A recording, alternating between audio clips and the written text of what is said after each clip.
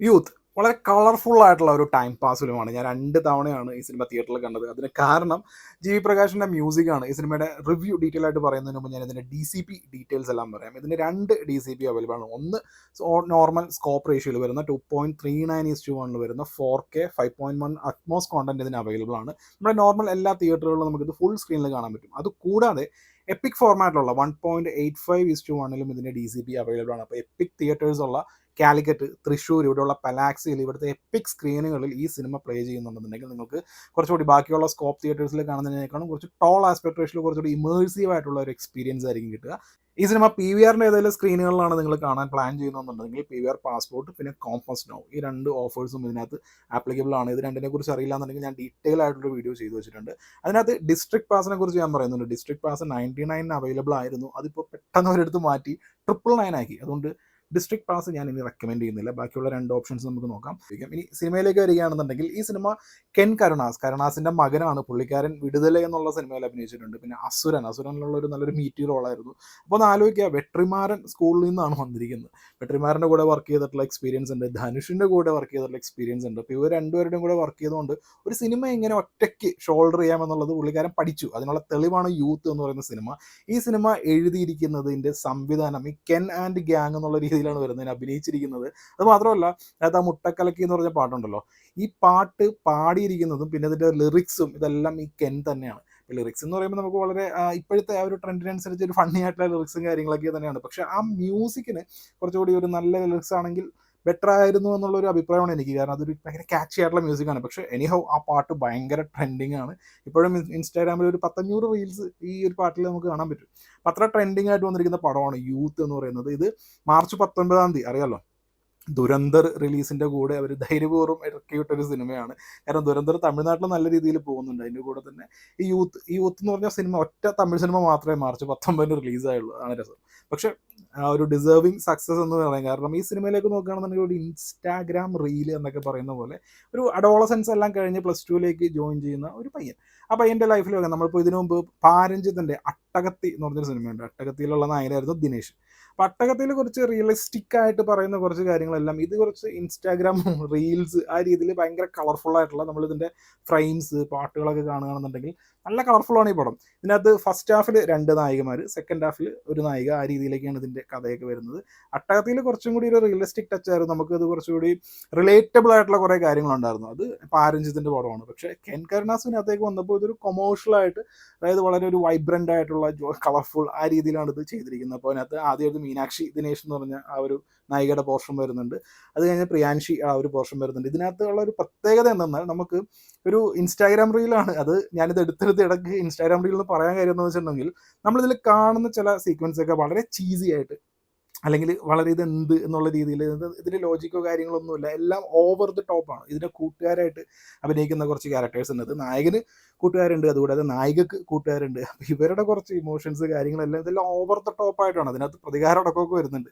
അപ്പോൾ ഈ കാര്യങ്ങളെല്ലാം ഇതിനകത്ത് വരുന്നത് ഈ ഓവർ ദ ടോപ്പ് എന്നുള്ളൊരു സംഭവം പിടിക്കുമ്പോൾ അത് നല്ല രീതിയിൽ പാളിപ്പോകാൻ ചാൻസ് ഉണ്ട്. പക്ഷേ ഈ അഭിനയിച്ചിരിക്കുന്ന ആളുകൾക്ക് കറക്റ്റ് മീറ്റർ അറിയാം. അതുകൊണ്ട് തന്നെ ഇതിൽ ഫസ്റ്റ് ഹാഫിൽ കുറേയേറെ സീക്വൻസുകളൊക്കെ നല്ല രീതിയിൽ കണക്റ്റ് ആയിട്ടുണ്ട്. ഇതിൻ്റെ ഇൻ്റർവൽ പോർഷൻ അടക്കമൊക്കെ നല്ല ഒരു എൻജോയ്മെൻറ്റ് രീതിയിലാണ്. നമ്മളിത് ഈ ഇൻ്റർവൽ പോയിന്റ് ഇതിനു മുമ്പ് നമ്മൾ ജയം രവിയുടെ ഒരു സിനിമയിൽ, അതായത് ജനീലിയുള്ള പടമാണ്, എനിക്ക് എൻ്റെ പേര് കിട്ടുന്നില്ല, സന്തോഷ് സുബ്രഹ്മണ്യം, അതിൽ വരുന്ന പോലുള്ള ആ ഒരു രീതിയിലുള്ള ഇൻ്റർവെല്ലും കാര്യങ്ങളൊക്കെ വരുന്നത്. പക്ഷേ ഫൺ മൂഡാണ്. അതിൻ്റെ മെയിൻ കാരണം എന്ന് പറയുന്നത് ജി.വി. പ്രകാശിൻ്റെ പാട്ടുകളാണ്. ഈ പടത്തിൽ ഓൾമോസ്റ്റ് എല്ലാ ജോണറിലുള്ള പാട്ടുകളും വരുന്നുണ്ടെന്ന് തോന്നുന്നു. ഈ പാട്ടുകളെല്ലാം ഗംഭീരമാണ്. ഈ പാട്ട് എനിക്ക് ഇഷ്ടപ്പെട്ടു. പാട്ട് പിക്ചറൈസ് ചെയ്ത് വെച്ചിരിക്കുന്ന രീതി ഇതെല്ലാം ഇഷ്ടപ്പെട്ടിട്ടാണ് ഈ പടം രണ്ടാമത് കണ്ടത്.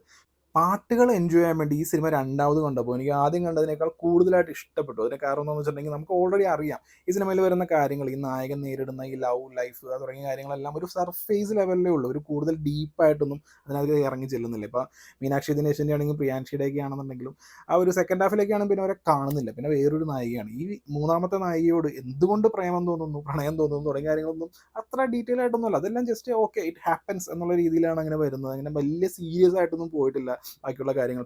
ഈ സിനിമയുടെ സീരിയസ് എലമെന്റ് എല്ലാം നായകന്റെ റിയലൈസേഷൻ ആ ഒരു ഭാഗത്തേക്ക് തന്നെ കാര്യമായിട്ട് പോകാതെ സുരാജ് വെഞ്ഞാറമൂട്, ദേവദർശിനി ഇവരാണ് പാരൻസ് ആയിട്ട് അഭിനയിച്ചിരിക്കുന്നത്. അപ്പോൾ ഇവരുടെ ആ ഒരു ഇമോഷണൽ പാർട്ട് കൂടുതലായിട്ട് ആ രീതിയിലേക്കാണ് ഈ സിനിമയിലേക്ക് പോയിരിക്കുന്നത്. അതുകൊണ്ട് തന്നെ ഈ സിനിമയുടെ അവസാനത്തെ അരമണിക്കൂർ എന്ന് പറയുന്നത് നമ്മൾ അത്രയും നേരം കണ്ടുകൊണ്ടിരിക്കുന്ന അത്ര ഒരു കളർഫുൾ ആ ഒരു സംഭവങ്ങളിലേക്കല്ല, ഇത് കുറച്ച് ഇമോഷണൽ കാര്യങ്ങളിലേക്കാണ് പിടിച്ചിരിക്കുന്നത്. പക്ഷേ എനിക്ക് തോന്നിയിട്ടുള്ളൊരു പ്രശ്നം എന്താണെന്ന് വെച്ചിട്ടുണ്ടെന്നുണ്ടെങ്കിൽ ഈ തമിഴിൽ ഒരു പഴഞ്ചൊല്ലുണ്ട്, പുള്ളേങ്ങ കിട്ട പല്ല കാട്ട കൂടാതെ. അതായത് പിള്ളേരുടെ അടുത്ത് ചിരിച്ച് സംസാരിച്ച് കഴിഞ്ഞിട്ടുണ്ടെന്നുണ്ടെങ്കിൽ അവരത് ടേക്കൻ ഫോർ ഗ്രാൻഡ് ആയിട്ട് എടുക്കും. ആ രീതിയിലാണ് അവരിങ്ങനെ തല്ലി വളർത്തുക എന്നൊക്കെ പറയില്ലേ, ആ ഒരു കൈൻഡ് ഓഫ് പഴഞ്ചൊല്ലാണ്. അതാണ് ഇതിനകത്തും ആപ്ലിക്കബിൾ ആയിട്ട് വന്നത്. നമ്മൾ ഇതിനു മുമ്പ് ഡോൺ എന്നുള്ള സിനിമയിൽ, അതായത് ടോക്സിക് ആയിട്ടുള്ള ഒരു ഫാദറിനെ ഏറ്റവും അവസാനം ആ ഒരു ഗ്ലോറിഫിക്കേഷനായി കാണിക്കുന്നില്ലേ. ശരിക്കും പറഞ്ഞിട്ടുണ്ടെങ്കിൽ കുട്ടികളുടെ അടുത്ത് ആരെങ്കിലും സ്നേഹം ഉണ്ടെന്നുണ്ടെങ്കിൽ ആ സ്നേഹം പ്രകടിപ്പിക്കണം. സ്നേഹം എന്ന് പറയുന്നത് പ്രകടിപ്പിക്കാനുള്ളതാണ്, അല്ലാതെ ഉള്ളിൽ വെച്ചിട്ട് എനിക്ക് മനസ്സിൽ സ്നേഹം ഉണ്ടായിരുന്നു, ഞാൻ അങ്ങനെയാണ് അങ്ങനെയൊക്കെ പറയാം. അതൊക്കെ പണ്ടത്തെ പഴഞ്ചൻ ചിന്താഗതിയാണ്. ഇതിലും അങ്ങനെ തന്നെയാണ് വരുന്നത്. അതായത് കുട്ടികൾക്ക് നല്ലത് വേണ്ടിയാണെന്നുണ്ടെങ്കിൽ അവരെ എനിക്കറിയില്ല ആ ഒരു കൈൻഡ് ഓഫ് പാരന്റിങ് എന്തുകൊണ്ടാണ് ആ ഒരു ടോക്സിസിറ്റിയുടെ സൈഡിലേക്ക് പോകുന്നത്. അപ്പോൾ ഇതിനകത്തും അങ്ങനെയൊക്കെ തന്നെയാണ് വരുന്നത്. ഈ സിനിമ ഇറങ്ങുന്നതിന് മുമ്പ് ഇതൊരു ടോക്ക് ഓഫ് ദ ടൗൺ എന്നുള്ള രീതിയിൽ തമിഴ്നാട്ടിൽ വലിയ ഹിറ്റ് ആയിരിക്കുന്ന സിനിമ തായ്ക്കിഴവിയാണ്. അപ്പോൾ തായ്ക്കിഴവിയിൽ നമുക്ക് ആ ട്രൈറ്റ്സ് കാണാം.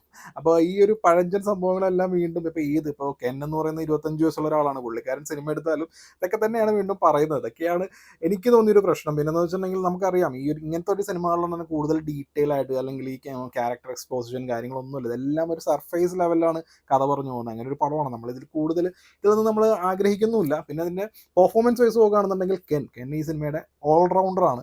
അപ്പോൾ അഭിനയിച്ചു, സംവിധാനം ചെയ്തു, ഇതിൻ്റെ ഡയലോഗ്സ് തുടങ്ങിയ കാര്യങ്ങളെല്ലാം എഴുതി, പാട്ട് പാടി, ഡാൻസ് ഒക്കെ ചെയ്യുന്ന കാണാൻ നല്ലതാണ്. ആൾ ആക്ച്വലി നല്ല ടാലൻ്റാണ്. ഇത്രയും കാര്യങ്ങളൊക്കെ ഒരു സിനിമയിൽ ചെയ്യുക, ആ സിനിമ ഒരു വലിയ സക്സസ് ആക്കുക എന്നൊക്കെ പറയുന്നത് അങ്ങനെ എല്ലാവർക്കും പറ്റുന്നൊരു കാര്യമൊന്നുമല്ല. അപ്പോൾ അത് കരുണാസിൻ്റെ മകൻ. അപ്പോൾ പുള്ളിക്കാരൻ അത് ഭംഗിയായിട്ട് ചെയ്തിട്ടുണ്ട്. പിന്നെ ഇതിനകത്ത് നായികമാരിൽ അനിഷ്മയാണ് ഈ സിനിമയിലെ ഹീറോയിൻ എന്ന് പറയാം. കാരണം സെക്കൻഡ് ഹാഫിൽ ഒരുപാട് സീക്വൻസും കാര്യങ്ങളൊക്കെ ബാക്കിയുള്ള നായികമാരെ കൂടുതൽ അനിഷ്മയ്ക്കാണ് ഇട്ടിരിക്കുന്നത്. ആ ഒരു ക്യൂട്ട്നസ് കാര്യങ്ങളെല്ലാം നല്ല ഭംഗിയായിട്ട് ചെയ്തിട്ടുണ്ട്. മീനാക്ഷി ദിനേശ് ആണെന്നുണ്ടെങ്കിലും പ്രിയാൻഷി ആണെന്നുണ്ടെങ്കിലും ഇവരെല്ലാവരും നീറ്റായിട്ടാണ് ചെയ്തിരിക്കുന്നത്. പിന്നെ കൂട്ടുകാരായിട്ട് വരുന്ന ആൾക്കാർ അവരും നല്ല പെർഫോമൻസ് ആയിരുന്നു. പിന്നെ കെട്ടവൻ ആൻഡ് ടീം ആ ഇടയ്ക്ക് വരുന്നത് ആ ഓവർ ദ ടോപ്പ് അഭിനയമൊക്കെ ഉണ്ടല്ലോ, അതെല്ലാം ആക്ച്വലി നല്ല രീതിയിൽ നമ്മൾ എൻജോയ് ചെയ്യുന്ന രീതിയിലാണ് വന്നിരിക്കുന്നത്. പിന്നെ സുരാജ് വെഞ്ഞാറമൂട് ആൻഡ് ദേവദർശിനി, ഇപ്പോൾ ഇവർ ഈ വേട്ടറൻ ആക്ടേഴ്സ് ആണ് ഈ സിനിമയിലുള്ള ഈ രണ്ടുപേരെന്ന് പറയുന്നത്. ഇവരുടെ കാര്യം പറയുകയാണെന്നുണ്ടെങ്കിൽ ആദ്യം കുറച്ച് ഒരു അങ്ങോട്ടും ഇങ്ങോട്ടുള്ള മോണോലോഗ്സിലുള്ള തമാശയും കാര്യങ്ങളൊക്കെ ആയിരിക്കും. പക്ഷേ ക്ലൈമാക്സിലേക്ക് വരുമ്പോൾ ഒരുപാട് ഇമോഷണൽ ആയിട്ടുള്ള സംഭവങ്ങളുണ്ട്. അത് ഇവർ രണ്ടുപേരുടെയും പെർഫോമൻസ് ഉണ്ട്. ആ പെർഫോമൻസ് കൊണ്ടാണ് ഇതൊരു മെലോ ഡ്രാമയ്ക്ക് അപ്പുറം പോകാത്തത്. കാരണം ഇതിൻ്റെ ഒരു മീറ്ററും കാര്യങ്ങളൊക്കെ ഇവർ മനസ്സിലാക്കി, അതല്ലാന്നുണ്ടെങ്കിൽ ഒരു സീരിയൽ ലെവലിൽ ക്രിഞ്ച് എന്നൊക്കെ പറയുന്ന രീതിയിൽ പോകേണ്ട ഒരു പടമായിരുന്നു. പക്ഷേ ഇത് കറക്റ്റായിട്ട് അവിടെ വെച്ച് തന്നെ നിർത്തി.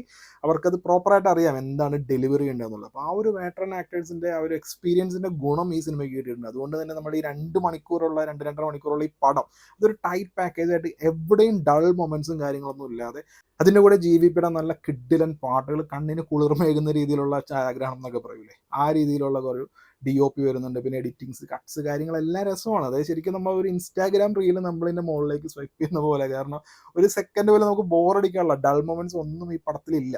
പിന്നെ ഈ പടത്തിൻ്റെ റേറ്റിംഗ് UA 13+ ആണ്. UA 13+ എന്ന് വെച്ചാൽ ഒരു ഇൻ്റർനെറ്റ് കഫേ സീക്കുന്ന കാര്യങ്ങളൊക്കെ ഉണ്ട്. അത് ഈ ഒരു പ്രായത്തിലുള്ളവരുടെ കഥ പറയുമ്പോൾ ഇൻ്റർനെറ്റ് കഫേ അങ്ങനെയുള്ള ആ ഒരു കാലഘട്ടം അതാണല്ലോ. അപ്പോൾ ഒബ്വിയസ്ലി വേണമല്ലോ. അപ്പോൾ അതുകൊണ്ടായിരിക്കും UA 13+ലേക്ക് വന്നിരിക്കുന്നത്. പക്ഷേ ഈ സിനിമയ്ക്ക് കാര്യമായിട്ടുള്ള പാരൻ്റൽ ഗൈഡൻസ് ഒന്നും ആവശ്യമില്ല എന്നാണ്. കാരണം ഇപ്പോഴത്തെ കുട്ടികൾക്ക് എല്ലാം അറിയാം. ഈ ഹാർട്ട് ബീറ്റ്സ് ഒക്കെ പോലെയുള്ള ഒരുപാട് പടങ്ങളൊക്കെ ഓൾറെഡി കാണുന്നതായിരിക്കും നെറ്റ്ഫ്ലിക്സിലടക്കം.